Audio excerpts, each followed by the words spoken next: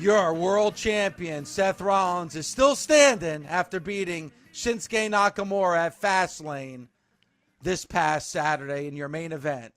Bully, what did you think of the match? What did you think of the performance? And what do you think of Seth Rollins still retaining that WWE World Heavyweight Championship? Interesting that we came back with Elton John's I'm Still Standing. And after the beating that Seth took in that match, I believe that he was standing a little too soon after the 10 count. He was celebrating. He was celebrating. 10, yeah.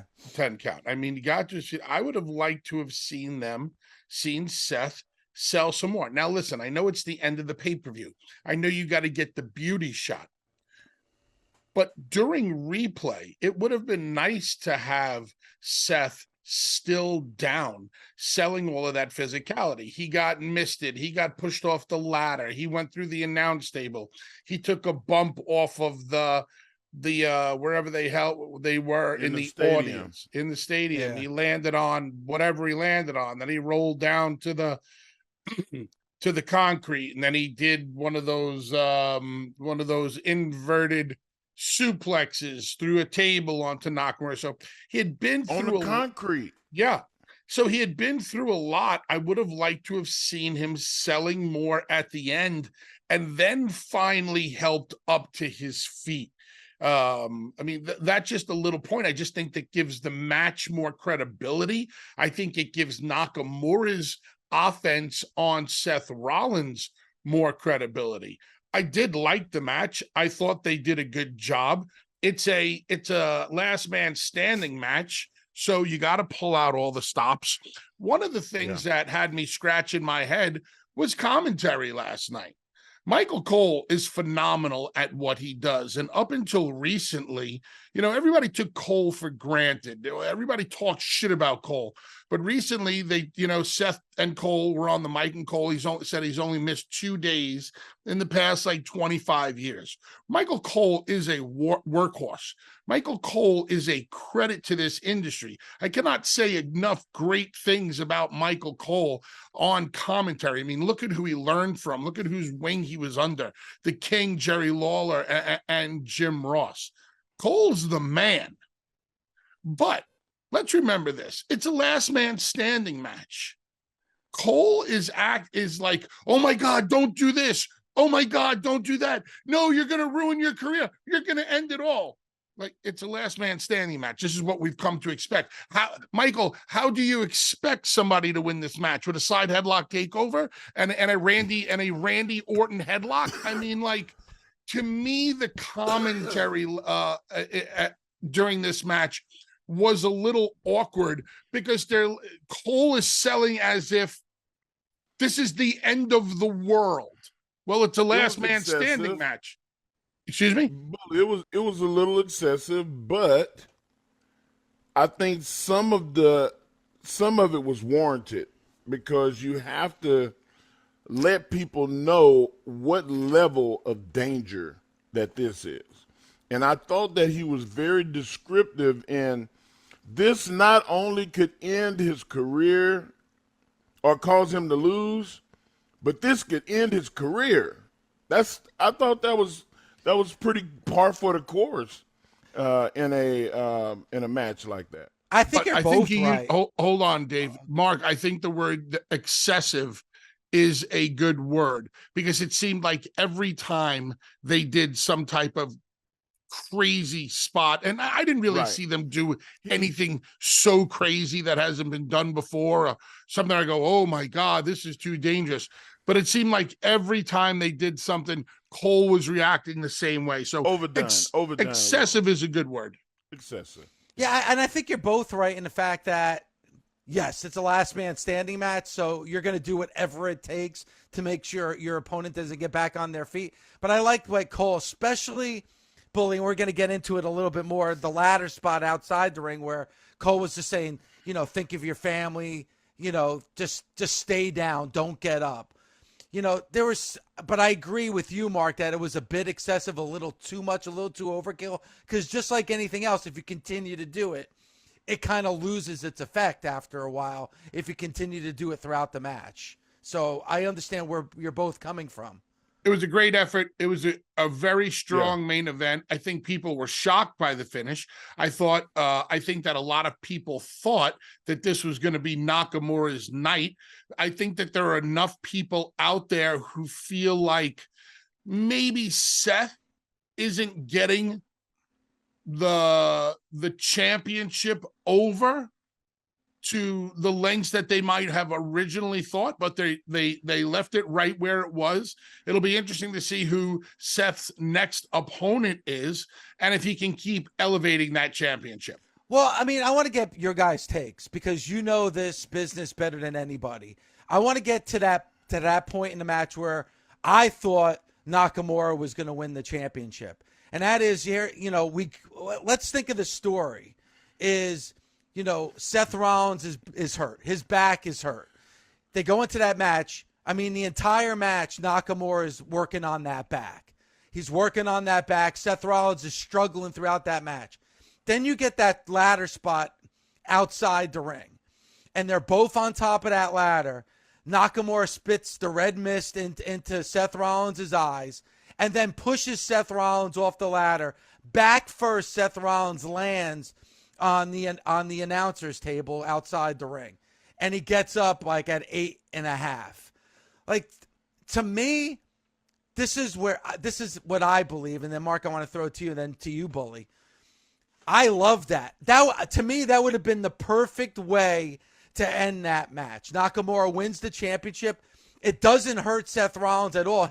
He's injured. His back is injured. And after a spot like that, first of all, the miss and then falling back first onto that announce table, there's no shame in losing that championship. And again, it brings another layer to the character of Seth Rollins. And this is one of the things that I complained about is like, man, this puts sympathy on Seth Rollins. Like, he shouldn't even have been in that match to begin with. And then he loses the championship because of that injury to the back. Mark, what are your thoughts about that? And would that have been a good way to end that match last night? Dave, I when I saw it happen, I went, "Oh man, that's it." But what happened after made me go, "Okay, I get it." I would have got up on 9.5, and I would have had Seth writhing in pain, just trying to blindly looking for something to pour in his face. Now he's rinsing the poison out, and Shinsuke, bam, gets him back in the ring, and they go into what they did next. You remember what happened next with the table on the outside and Shinsuke going up and the double knees through the table where Shinsuke hit his face on the wall. Dave, I didn't think you could elevate from the table, but they did. So now the double down would have been great if Shinsuke, if they both would have went for the wall to get up and Shinsuke knocks Seth's arm off. Seth falls down, Shinsuke stands up because he's up on the wall and Shinsuke was smart enough to knock his arm off and make him fall back down. That would have been a better finish for me. I didn't feel like going out into the crowd again after being in the audience and taking the bump that they took from the nut shot to the bouncy board, then to the floor. To the Simmons beauty rest. Yeah, the pillow top. I didn't feel like that was necessary if you're gonna do it at the end. Again, it's basically the same thing. And that's the thing that you gotta. If you're gonna you want time, there was another way to do it than to go out and to the crowd and do the nut shot deal. I would have did without that, and I would have stuck to what they did at the end. One or the other, Dave. One or the other, not both. Bully? Dave, I would have went a completely different direction based on your finish. You're saying that after that they were on top of the ladder and Nakamura blew the red mist into Rollins' eyes and then pushed him off the ladder and he crashed and burned through the announce table, that should have been the finish, correct? I thought that would have been the perfect way to end that match, have Nakamura win the championship, because, again, I wanted to see Nakamura win the championship. But before we get into those reasons why, go ahead with what your thoughts are. It's because of the back injury, right? Yes. Tell me the things that were brought up during the build up to this story. We were told about his back injury that Nakamura knew about. Then Nakamura exposed the back injury. Then we heard about Becky and the family. There were so many things brought up in the course of this story that we thought that Nakamura was going to win. There should have been, if I'm going to do your finish, Dave, your suggestion of putting Nakamura over in that moment in time, I would have done something that nobody expected. Think, that, Dave. Think. What would have been totally unexpected there? What? Okay, I was just see, when I do that, Dave, I challenge other people to think. I know, but I don't know what you're thinking. Becky throws in the towel.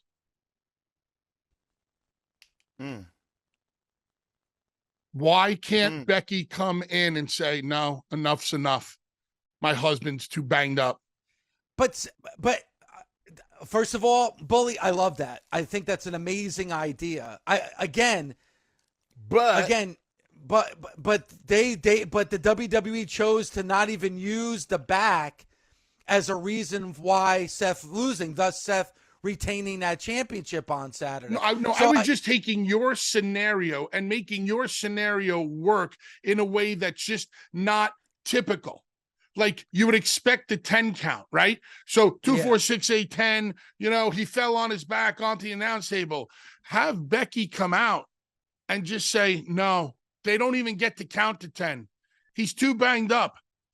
Give me some real life stuff. What is that old saying about behind every great man, there's a great woman or something like this? Give me something like that. Show me somebody cared so much for their husband that they didn't want him to continue because she knows how bad he's banged up. Or conversely, because Seth did go over, when Seth finally got to his feet at 10, because what they did in the finish of that match was Rocky 2. That was the Rocky 2 finish. Yeah. So when he's standing up at 10, he should have went right back down, and then we could have got Becky come out with him. Show me. You brought Becky up in the story. You brought the wife up. You brought the kids up in the story. Show me that as an aspect of the story.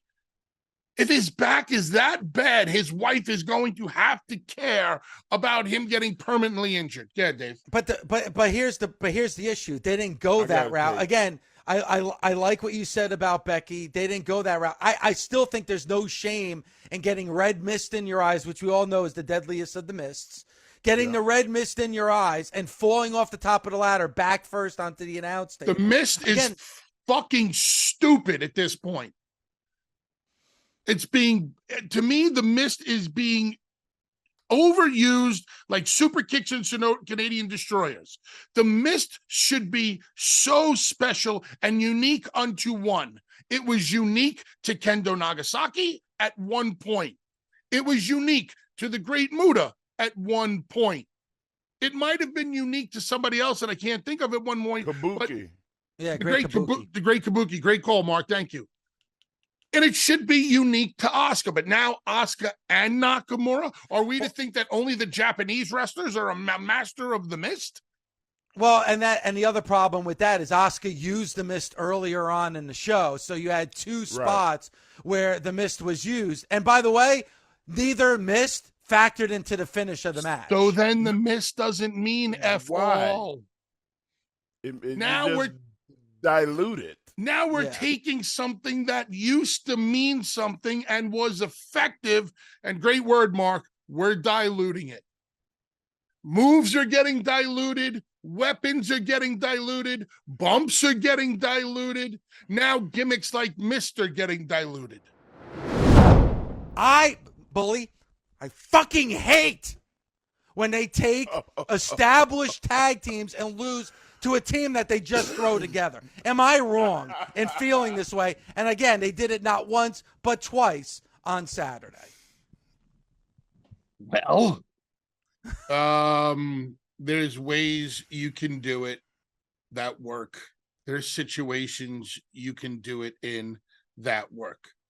If the two guys that are put together, like Cody and Jay, are baby faces, it works.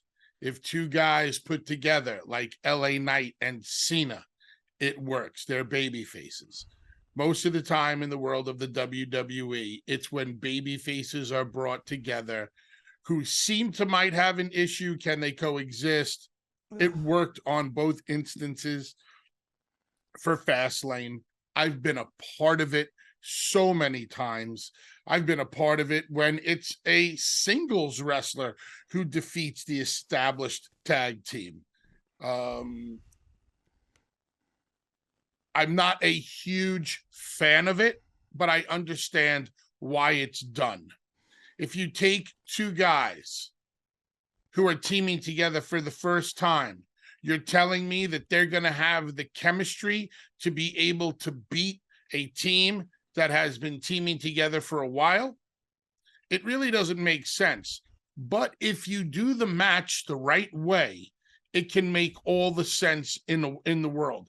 First of all, the team that's going over should use a singles finish.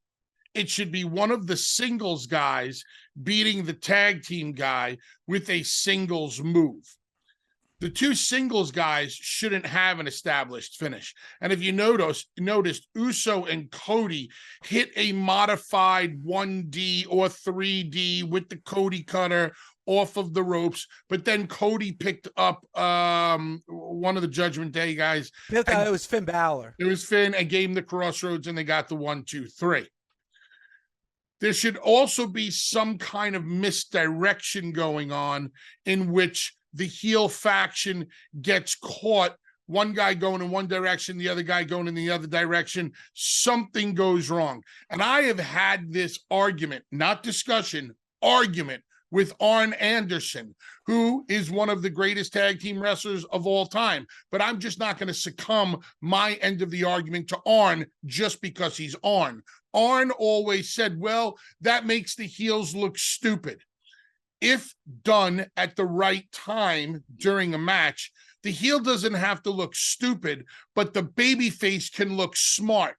Example, if me and Mark Henry are two heels, and we're going to double crush. Mark is going to Vader splash the babyface, and I'm going to Vader splash the babyface. But that babyface is able to move out of the way at the last second, and me and Mark Henry double Vader splash each other. And Mark being stronger than me, I bump, and I have to roll out of the ring. And then that babyface rolls Mark Henry up and gets the 1, 2, 3. Mark, do you see what I did there? I put you over for being stronger. In and getting taking the finish. But then you're doing the job, brother. Damn it. Got me again. Hey, but you see how he put me over first, though? No, you're stronger, so you knocked me out. Yeah. He knows what he's doing. Like I said, one of the greatest politicians of all time. Nobody, I mean, top 5. All time. But that's a way you can do it. That's the art, Dave, of the two single guys winning. So yes, I understand your point of view why you don't like it, but if done the right way, it can make sense. I think.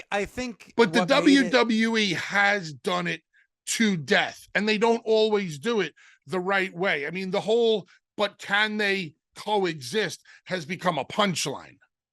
It is. It's a punchline. But I think what really bothers me, and it's kind of like what we said earlier, Mark, about like with the Mist, is like we saw the mist with Asuka, and then we saw the mist again with Nakamura. If there was just one tag match where this happened, I think I would be okay with it.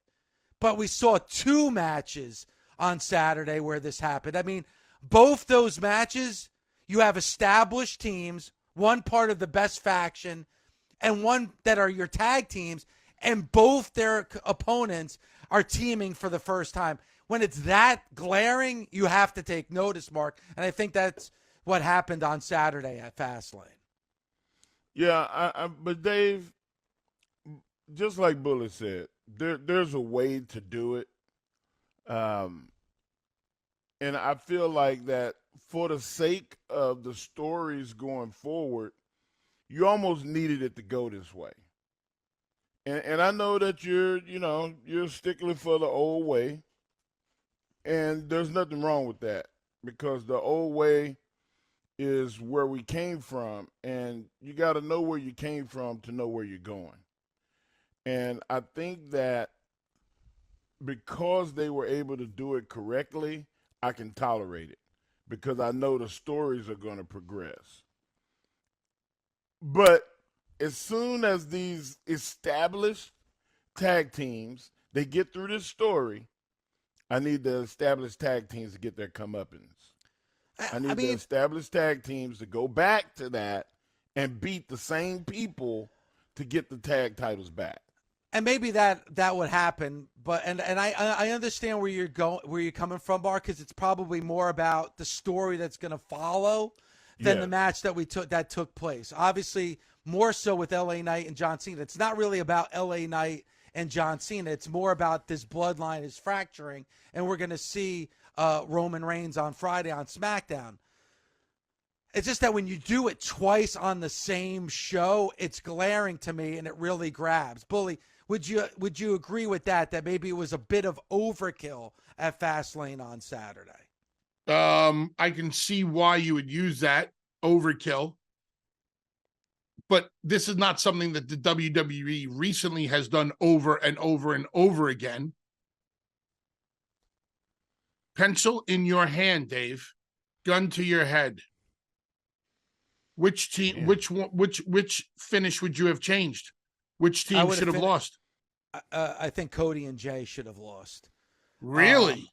Yes, I think it's more important moving forward with the bloodline story with Solo and Jimmy, especially with Roman Reigns. Roman Reigns is back on Friday. It's been a while since we've seen Roman Reigns, and the bloodline is in complete disarray. Like, since Roman has left and has been off of TV, this bloodline is falling apart. So it's like, man, I can't wait to see Roman on Friday, because I know Roman Reigns is going to be fucking pissed. Now, when it comes to Cody and Jay, is it a feel-good moment? Sure. Guys, you know me. I'm the biggest Cody fan that there is. Like, I love Cody Rhodes. I'm his #1 fan. Go ahead, Mark. Dave, you're a Rock and Roll Express fan. Yeah. So I think that if it would have been a Rock and Roll Express finish, then you'd have been fine with it. If it would have been all shit breaks down and all 4 people are in, and the legal man is taking a beating, and then the guy that's illegal is able to do something to save the partner, the guy that's legal, that's hurt, goes down on all 4s, the drop kick comes, he bumps over his teammate, crossbody, knocked the 2 guys out of the ring to the floor, and then the guy's able to capitalize, the legal guy is able to capitalize and win that match, then you can go with that, right? I mean, I guess. I don't think I would have a problem with that, but it's more about that you have these 2 matches on the same show. So, like, and Bully's question is... So that's your problem, that it happened twice on the same show. It happened twice. But that's probably... If it was just one of those matches, Mark, I don't think I would have had that big of a problem. But you gave me 2 established tag teams losing to guys that were thrown together just for the sake of having that match. Now, Bully's question's an interesting one, because it's like, if I had to change one finish, what would it be? It would be the opening match because, guys, I'm the number one Cody fan. I'm the biggest Cody fan there is. Cody winning the tag titles, that's not what this story's about. All right, this is a chapter in that story. Okay, it's still, to me, about ultimately winning the WWE Undisputed Universal Championship. This is a nice little footnote in the story, but to me, it's not this wow feel-good moment. If I had to really choose, it would be Cena and LA Knight, because it's not about Cena and LA Knight. It's really about the bloodline. When it comes to the Judgment Day, completely different story. The Judgment Day, I want to see the Judgment Day be dominant. That's what I want to see. And you could still have done what we ultimately saw. Damian Priest still could have hurt his knee. And then Rhea Ripley could have been like, you know what? You won the match. Congratulations. But give me that briefcase. You're not at 100% after the battle you just had, and you're not cashing in. Because this is all about dominance moving forward. It's all about what the Judgment Day is moving forward. Now the Judgment Day took a major hit. Now they lost the tag team championships, and Damian Priest didn't cash in. So now you have a fractured bloodline moving forward, and you have a fractured Judgment Day moving forward. In my opinion, I think it's unnecessary. That's just my opinion. It's a good point. Okay, you're entitled to that. It's a good point. But I don't think they're about to derail Cody, and I don't think they're about to derail LA Knight. Yeah. Both of those guys, Dave, they poured too much money into and too much time into building them. And you just can't derail that. You got to let it play out. And then whatever punishment you got to take on your own, it's like you don't cut your arm off to spite your hand.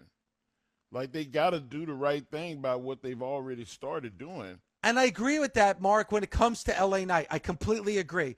LA Knight needed that win on Saturday with John Cena. Yes, they needed that win. I don't know if Cody and Jey Uso did. I really don't. They're getting thrown together. They're still You would be going ballistic today if Cody lost. I don't think I would have, Bully. I don't think I would Dave, have. look at what's going on. Because Jay would have AEW. took the pin. Because Jay would have took the pin. But wait a minute. Wait a minute. But what if Cody would have took the pin? You might be right. I might have a problem with that. And there you have it. Dave, look Just, at what's hey, I'm going just on being on honest. I got to AEW be for a honest. second. Go ahead, Mark. If you look at what's going on, MJF and Adam Cole, like, that stuff was very entertaining. Yes. This is an opportunity for WWE programming to have something like that on their show. And the interactions already between Cody and Jay in one night of celebratory action was entertaining as hell. That was the first thing we talked about on this show this morning when we were prepping for the show. Well, Mark, you make a great point, because based on that, you may be 100% right. And if that's the truth, then I throw everything I said right out the window. Still didn't have to have both matches on the same show. You didn't need to do that because it was glaring.